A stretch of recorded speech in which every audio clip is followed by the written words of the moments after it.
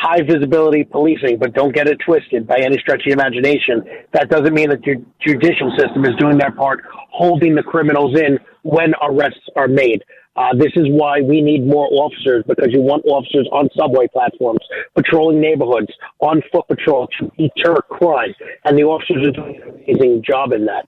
But the judicial system still needs to do their job. The governor needs to rally to try to change the bail reform and the raise the age. And the city council needs to wake up and get rid of this diaphragm bill. And then New York City will absolutely be headed in the right direction. But we got a ways to go. Yeah, so because sometimes do they mask those stats sometimes, Joe? You know, Max. And because are they arresting people? But I guess the real question is, are they letting them back out on the street, Sergeant? So, you got to look at, depending on what time period they're looking at, traditionally in the colder months, right, crime does go down. But then as soon as April hits, or a warm day in March, all the way until September, October, that's when you're going to take the bulk of your crime, because people are out on the streets. People in high dense areas living in apartment buildings go out on the street. They hang out on the street corners. So listen, it depends on what type of year you're looking at, but by statistics, Joe, looking at it, I can guarantee you that from the end of March, early April, all the way to October, you're going to see a spike in crime.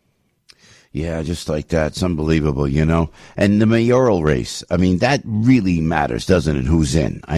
Do you back somebody, Joe? Do you stay in the middle? Do you wait and see, Joe Imperatrice?